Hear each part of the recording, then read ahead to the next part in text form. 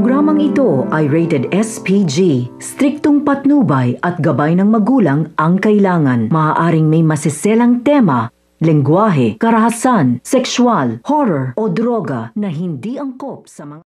Matanggap pa nga kaya ni Princess itong ang si Dado ngayon ngang alam niya nga ang katotohanan na siya nga ay ampon nga lang nito ni Dado.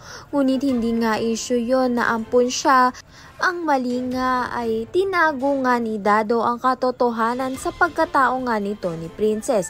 Kaya naman nga't matagal na proseso pa nga bago nga matanggap nga nito ni Princess ang bagong nalaman niya nga sa kanyang pagkatao. Sa kabilang banda naman nga nahanap na nga ni Raymond at ito ni Charlene itong ang si Liberty na kasama nga itong si Divina.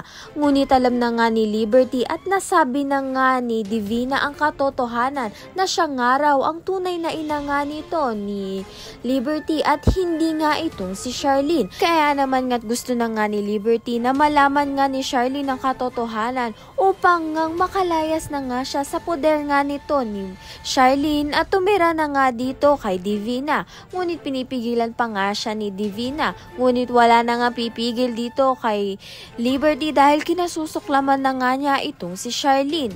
Ano nga kaya ang magiging reaksyon nito ni Charlene sa sasabihin nga nito ni Liberty? At matanggap pa nga kaya ni Princess itong ang si Dado? Ayan ang pakakaabangan natin. Maraming salamat sa iyong panonood.